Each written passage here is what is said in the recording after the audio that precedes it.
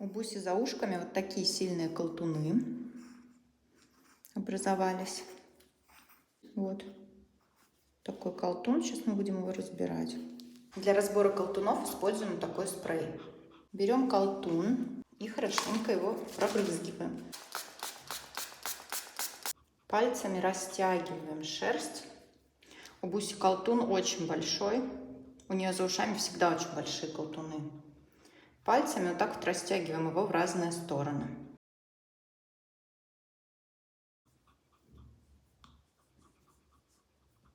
Колтун очень сильно свален. Мы видим, здесь у него вообще залысина уже практически.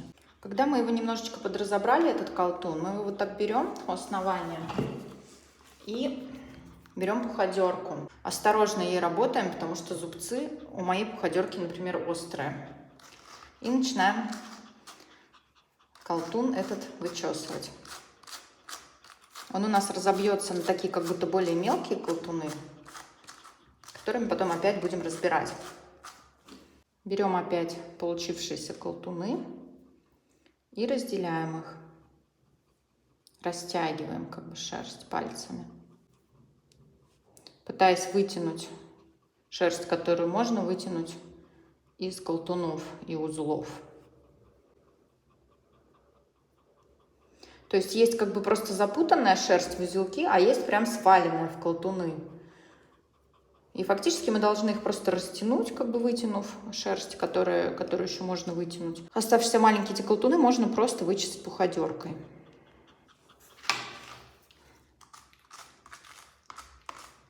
Колтуны у нас были большие, но на самом деле я осталась сейчас разбирать и вижу, что они не сильно сваленные были.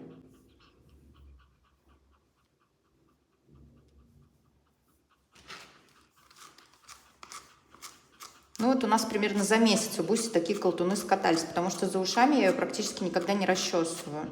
Вот отдельный колтун, мы его берем так вот пуходеркой и тоже прочесываем. Прочесав пуходеркой, мы снова начинаем разбирать его. Вот видите, он уже разбирается более хорошо, более легко. Вот все, мы его практически распутали, осталось чуть-чуть вычесать из него вот эти вот узелочки. Для этого мы берем, опять зажимаем пальцами у основания, берем пуходерку и вычесываем. То есть фактически мы растягиваем, вычесываем, растягиваем, вычесываем. Вот остались такие совсем мелкие узелочки.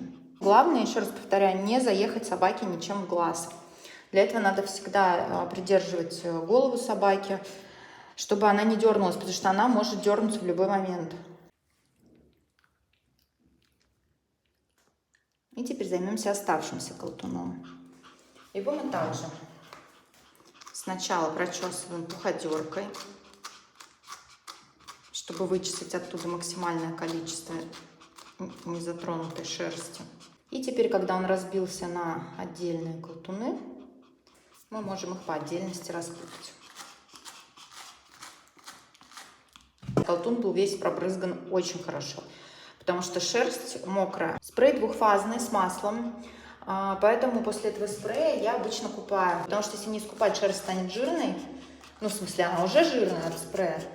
И она опять может заколтуниться.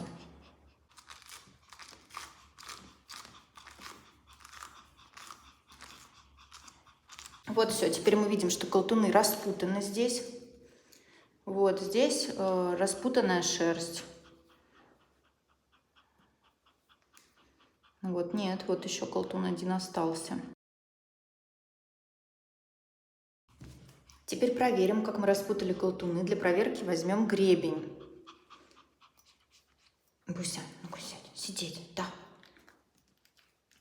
Вот, нет, вот у нас тут есть еще колтунчик. Мы его вытащим, вот он легко вытащился.